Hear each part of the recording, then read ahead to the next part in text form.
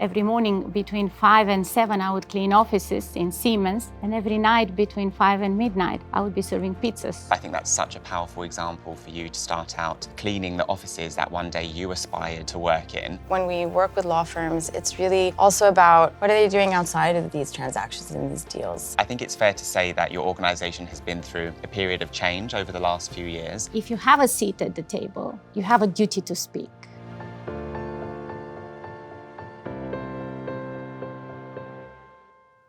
I'm so excited for this conversation today from our Dubai office here at A&O Sherman. Voices for Change. I'm delighted to have Stephanie and Jana join us today from UBS. I would love for each of you to introduce yourself, the roles that you have within UBS, and what brought you to our sofa this morning. So Stephanie, shall we start with you? Good morning, Justin. Thank you for having us. My name is Stephanie Angelov, and I'm the General Counsel in the Middle East for UBS. I also lead the legal coverage for global wealth management for 2 regions, Middle East on one side, Turkey, Israel, and Africa on the other side. I have been in the region for over 10 years now. And what can I say? I love my job, I love what I do, and I love the fact that I'm doing it out of the Middle East. Amazing. Thank you for being with us today. And Jana, over to you. I'd love for you to introduce yourself this morning. Thank you, Justin, and thank you for having us here today. My name is Jana Salloum, and I'm a Senior Legal Counsel in Stephanie's team at UBS. I cover primarily the Middle East and the 2 regions that Stephanie was talking about. I've been here for almost 20 years. A long time now. Really long time. I've seen a lot of change. I'd say it's helped mold the lawyer that I am today. Being here, you have to always be ready for anything that might come your way, always changing, thinking on your feet. But what I really appreciate about being here, of course, what Stephanie's alluding to in terms of this rapid transformation that you see. I mean, if you just see the city alone, it's obvious. But it's this ambition that you have in this region that's uniquely blended with this appreciation for relationships, cultural diversity, mutual respect. So there's this really human element to being here while you see this unapologetic, bold ambition. Thank you very much. And when we were having a preparation call for this podcast, what really inspired me was you are 2 senior women, part of the legal function in the Middle East, leading the way here. But what I got to really understand about UBS, particularly here in the region, was it's so much more than just 2 women leading your legal function. Stephanie, if I ask you about the culture that you experience at UBS and the deliberate decisions you've made to have an inclusive environment for everyone, would you be able to share a bit about that with us today? Absolutely. Just by the fact that we have more than 30 jurisdictions represented in our office, and nationalities and cultures, that is a good starting point when we talk about inclusivity. Generally, when I came, I would say 10 years ago, we wouldn't see that many female leaders, whether in banking or legal positions. And we have seen a lot of shift in that sense. But I know that change did not come about by chance, right? It was as a result of deliberate inclusivity, or whether it was mentorship, it was just willingness to be able to challenge the old playbook. And I see that difference now. UBS is a great example of a place where we no longer fight to have a seat at the table, right? We are the ones leading the table. I absolutely love that. It's no longer a conversation about women asking to have a seat at the table. It's your women are leading the rooms where the tables are a part of. So I love that quote. Thank you so much. And Jana, turning to you, having an inclusive environment where you're bringing all of these people together, it's not just the right thing to do, but it's a good business decision to bring different minds together. Would you be able to touch on that? So, yeah, I mean, when you have this inclusive environment where you have people from different nationalities, walks of life, perspectives, it allows you to think outside the box. It allows you to be more representative of the place that we're in, right? Like if you look around you in Dubai alone, there are so many different people here. So just having that inclusivity allows you to emulate and be connected to your environment and then to really collaborate in a different way. I've seen that, having come to the region many times myself. When you're stepping into rooms, there's genuinely so many people from different backgrounds, walks of life, nationalities. It seems like the perfect hub and position in the world actually to bring an awful lot of people together. Absolutely. And I think if you don't do that, you're missing something. You won't actually be able to connect to the place in the same way. And I guess it brings greater fun to the teams that you're in as well. Definitely, which yeah. is an important part Yeah, of it. absolutely. We touched on the importance of mentorship and sponsorship, Stephanie. And I know for a lot of people listening, they don't often understand or see the difference between the two. Would you be able to share in your words what the difference is between mentorship and sponsorship? Mentors are the ones that advise us on a daily basis, but sponsors are the ones that would fight for us when we are not in the room. And I have been fortunate to have both male and female sponsors and mentors throughout my career, and I'm immensely grateful to them. At the very beginning of my career, when I moved to the UK, I went to study at college in Berkshire. At the time, I had to work 2 jobs in order to put myself through college. So every morning between 5 and 7, I would clean offices in Siemens. And every night between 5 and midnight, I would be serving pizzas at a pizza place called Deepan. What was interesting about the morning job is, as destiny would have it, they gave me to clean the offices of the lawyers. And I knew I wanted to be a lawyer. It was a dream of mine. But to collect the rubbish in the legal offices, that was a bit of a slap from destiny. Anyways, I was cleaning the offices every morning and having tears in my eyes, thinking, what am I doing here? One morning, the general manager comes. Nobody would come early at 5 o'clock, but the general manager comes, ignores my teary eyes and says, what are you doing? Where are you from? What is your plan? The next thing he asks, so if this is your dream to be a solicitor, what is stopping you? How about I give you homework? You have 1 week to find out how do you become a solicitor in the UK. And I want you to come and find me. Little did I think at that time that this would change my life. Little did I think that that very strict ex-military guy, colonel from the UK Army called George, would be the reason for me to actually start believing in myself. A week passes by and my supervisor shouts, Stephanie, come out. The general manager is here. What have you done? The first thing that came to my mind is, must be that long glass table. I could never clean that table properly. But it was the general manager, George, asking me if I've done my homework, inviting me to grab a coffee. What do? The first thing, started undressing my apron from the cleaning uniform, thinking, I don't want to embarrass him. The 60-year-old military guy stops and looks at me and says, are you ashamed to have a coffee with me, Stephanie? I said, no, sir. Well, I'm not ashamed to have a coffee with the cleaning girl. Put that apron back on. Don't be ashamed of who you are. So to cut the long story short, he encouraged me then to apply to Oxford, to apply to the College of Law, and the rest is history. But it just shows that all it takes is one person to believe in you, one person to care enough to listen and to give you that courage that dreams can come true. I love those examples. And just one that really touched me is the example of your mentor who really made you feel seen and said, please don't take your apron off. Are you embarrassed to have a coffee with me? And you answered no. And he said, well, so too, I'm not embarrassed to have a coffee with the cleaner. I think more often than not, when people start their career, they feel they have to leave a part of their background or identity at the door. And even if that hasn't been explicitly said to them, it's that inner feeling of they feel they have to conform because they're stepping into a professional corporate environment. So I think that's such a powerful example for you to start out cleaning the offices that one day you aspired to work in and being seen by someone and said, no, don't take your apron off. Actually, I see you and you should see yourself in that as well. So thank you so much for sharing. Thank you. Jana, over to you. I would love for you to touch on something that's inspired you or someone that's inspired you that has allowed you to grow in the role that you're in now. Along the way of my growth and my career, I've been lucky to have a number of mentors and sponsors that have been critical to my growth. I would say the first was actually my dad, because being of Lebanese origin, I got a lot of pushback in terms of how I am, how outgoing I was, how I always was career-oriented. You know, I had this path and this plan since I was young. Like, I'm gonna have a career. I originally wanted to be a surgeon. My dad's a surgeon, and he was like, "That's not a good idea." so then, I then thought, what do I want to do? And I built this passion for law.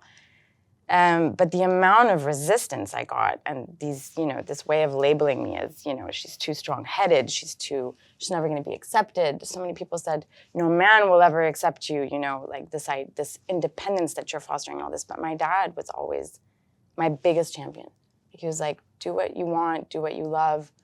People need to accept you in the way, like, as you are. I love that. And actually, he said, your biggest gift is your independence, because then you're never dependent on anyone, you're never reliant, and then whoever you choose to be with in life is a choice, not a need. Yeah. So that was my first biggest champion.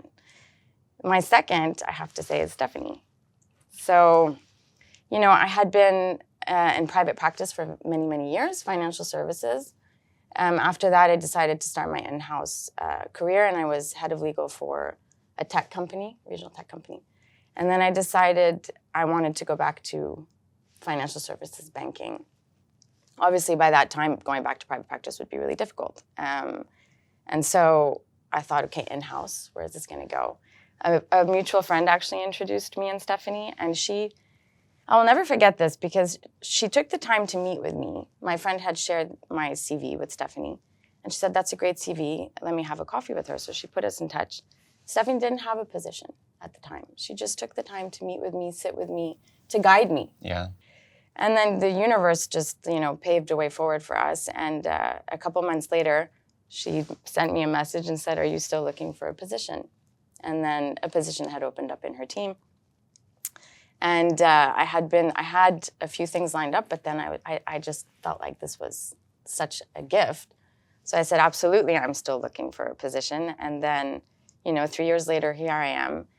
And she told me, she said, I will invest the time if you will invest it back. Yeah. And that's the commitment that we made to each other.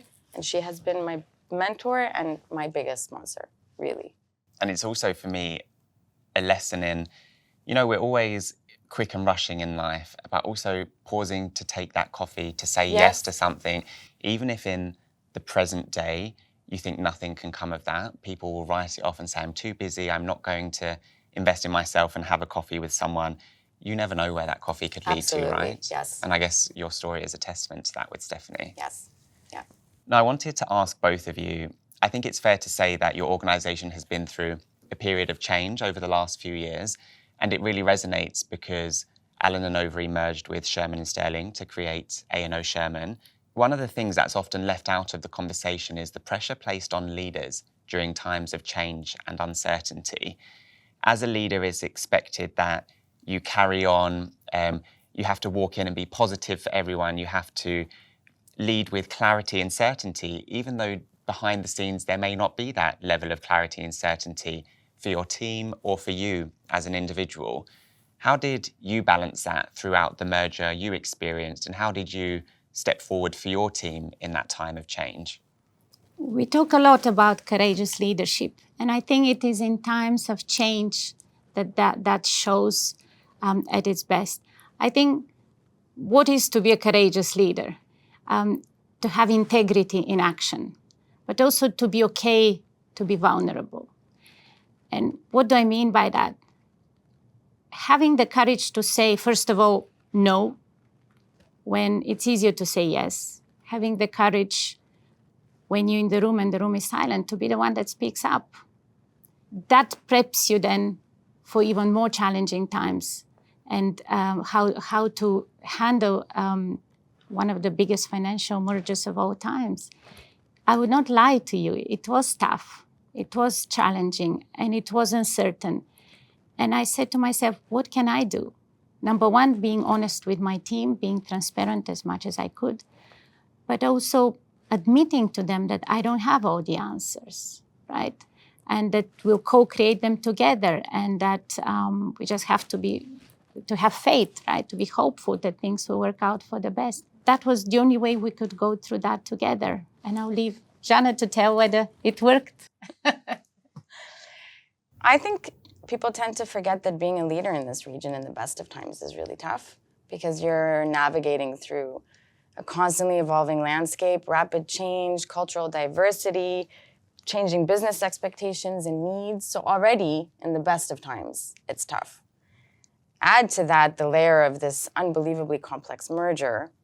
And it was really, really a challenging time. So you can imagine the pressure.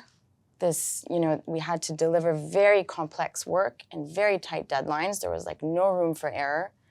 And so you could really get overwhelmed in that kind of environment and under those circumstances. But not only did I not get overwhelmed, I didn't just cope, I thrived. And I thrived primarily because of Stephanie's leadership. I knew she was having a tough time. She's human at the end of the day. She was facing her own job uncertainty. And, she had been with Credit Suisse for 16 years. That's almost a very significant portion of a lifetime. And I knew she had her own pressures to manage, her own fears to cope with, but she would just show up every single day to the office, grounded, leading with this conviction, this stability, and she would motivate us. She would say the right thing at the right time, always check in. So she would really see us as people, behind the work, behind everything that was going on. We were people. Absolutely. And Stephanie, you touched there on courageous leadership, and it's something you've both experienced with A&O Sherman in the Middle East at the various events and roadshows that we've done. And one word you used there was vulnerability. And it's a word we don't often hear leaders speak about, leading with vulnerability in times of change and uncertainty. Why was that vulnerability and transparency so important, especially for your team during that period? Because, as I said, you don't have all the answers, right? And as long as you're transparent, as long as you say, listen, let's do the best we can under the circumstances, and I'll be there for you. One thing I said to my team, the only thing I don't have any guarantee for any jobs in the future. The only thing I can promise you that I'll be fighting for you. And that's all they needed to hear at that time, right? Because there were no guarantees. And at the end of the day, we show up every day, we do our best with what we have, and we hope that someone will notice that. And they did. Completely. And I think that resonates for us as a global law firm, having gone through something similar in the legal industry.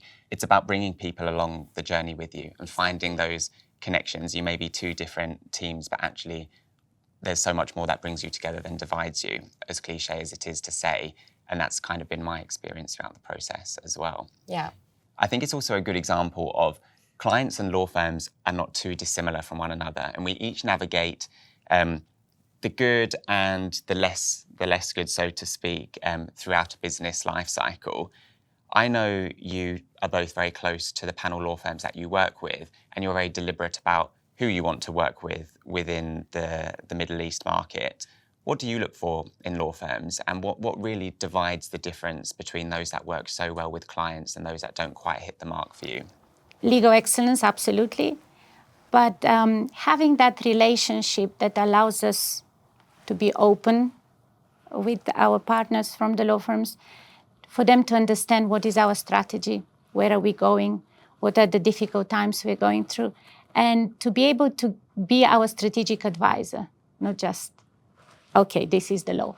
And oftentimes, and this is why we love it when we have the opportunity, whether it's with Jody or any of the other lawyers we work with, just to be able to say, well, are we being too harsh on this one? How is the market?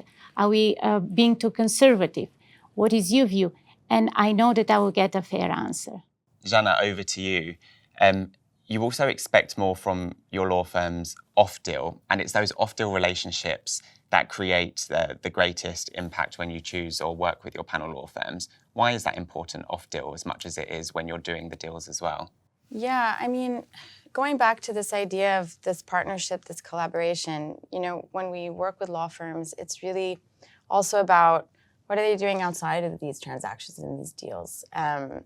Workshops, not just on the technical skills, on the soft skills, and this investment in our legal function for us to be current, relevant, sustainable, to help us develop the skills that we need. So, recently we did that leadership workshop, which was brilliant. And now today we're doing this podcast together. So it goes really outside of getting just the legal advice and the output, but building that collaborative relationship. Now, one person you touched on in your answer previously, Stephanie, was Jodie and the role she has in the region. One thing Jodie brought to this region was a concept called letters to my younger self, being able to give your younger self, let's say your 20-year-old self, some advice that you wish you knew back then. I really like to end our podcast with you sharing with all the viewers a piece of advice that you would share with your younger self. So perhaps, Jana, if we turn to you first, is there one or two bite-sized pieces of advice you wish you could share with your younger self? Yeah. If I was to give some advice to my younger self, I would say allow life to surprise you. Okay. Find the comfort in the unknown. You don't have to plan or predict every little step you're going to take. And actually, some of the most meaningful experiences and opportunities from growth will come from, moments that you couldn't have planned for. I would also say, believe that you deserve to be in the room. If you're in the room, your confidence will come from recognizing your own value, not from the validation of others. And Stephanie, to you, one piece of advice you wish you could share with your younger self? Number one, I would say do not be afraid to be different, to let your hair down, to speak with an accent. They will either love you for that or they will not. And if they don't, then it's not the right place for you. Number two, I would say if you have a seat at the table, then you have a duty to speak. Someone believes that you have some value to add, so you cannot miss that opportunity.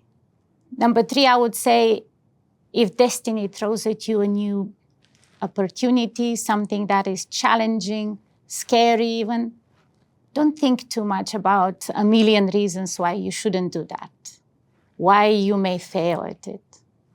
Just say yes, close your eyes, and jump with both feet. I absolutely love that. Thank you so much for ending with that.